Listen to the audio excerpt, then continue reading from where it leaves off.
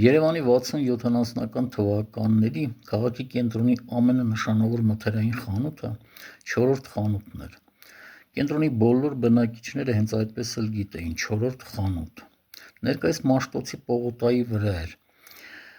Կինոնայրից մի փոքր ներքև։ Վերևի հատվածում սրճարանն էր, ընդամենը 4-5 սեղանով։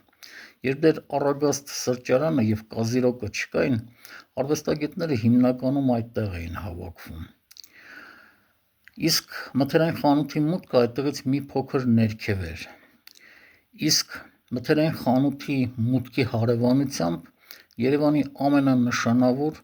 սկվազնյակ կամ սկվազնյաչոկ սրճարանն էր։